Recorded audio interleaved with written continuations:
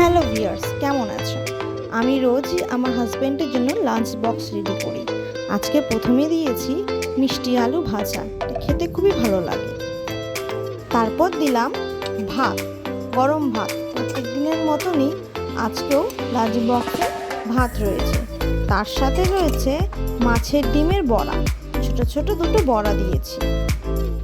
এরপর দিয়েছি সেই মাছের ডিমের বড়া করে পাতলা ঝোল। এই পাতলা ঝোলটাতে আদা, রসুন, পেঁয়াজ আর অল্প সামান্য জিরে দিয়ে পাতলা পাতলা ঝোল করেছি। এটাও বেশ ভালোই লাগে খেতে। তারপর দিয়েছি টক ডাল। এই টক ডালের মধ্যে একটু তেঁতুল, একটু আম দিয়ে টক ডালটা বানিয়েছি। আর একটু আমি শেষে চিনিও দিই, খেতে বেশ দারুণ লাগে। ব্যাস, আজকে এইটুকুনই করেছি। এইভাবেই আমার লাঞ্চ বক্স আমি তৈরি করে নিয়েছি আমার হাজব্যান্ডের জন্য। ব্যাস, এখানেই আবার সাবস্ক্রাইব করতে ভুলো না কেন।